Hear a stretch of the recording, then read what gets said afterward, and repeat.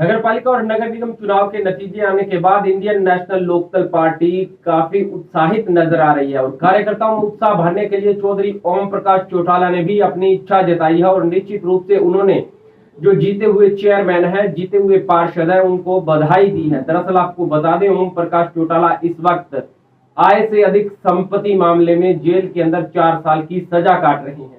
और पहले उन्होंने तिहाड़ के अंदर भ्रष्टाचार मामले में यानी कि 3206 जो जेबीटी टीचर भर्ती घोटाले में 10 साल की सजा काटी थी। उनके साथ साथ डॉक्टर अजय सिंह चौटाला ने भी अपनी सजा पूरी की है। लेकिन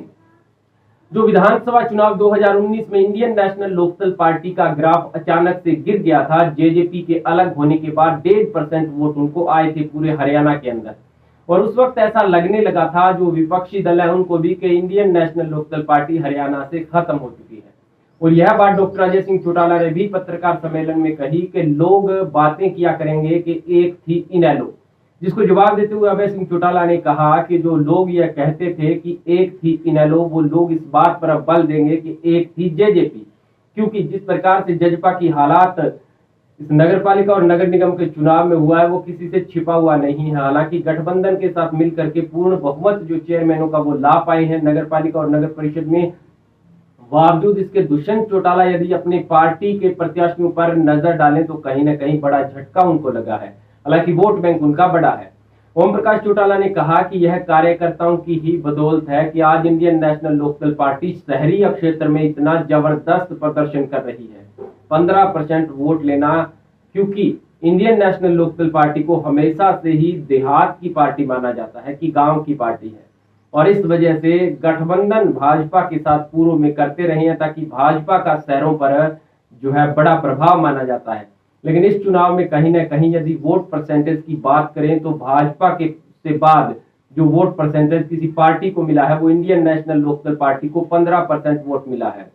जो अभय सिंह चौटाला ने भी बता दिया है कि 1.5% से 15% और वो भी शहरी क्षेत्र में पहुंचना, यानी कि इंडियन नेशनल लोकदल पार्टी और चौधरी ओम प्रकाश चौटाला में लोगों की आस्था बढ़ती जा रही है। विकल्प के रूप में भाजपा, जजपा और कांग्रेस के इंडियन नेशनल लोकदल पार्टी को लोग अब देखने लगे हैं। चौटाला राज और चौटाला का जो कामकाज करने का तरीका था वो लोगों को फिर से पसंद आने लगा है और लोग चाहते हैं कि हरियाणा प्रदेश के अंदर फिर से एक बार ओम प्रकाश चौटाला मुख्यमंत्री बने ताकि हरियाणा की सत्ता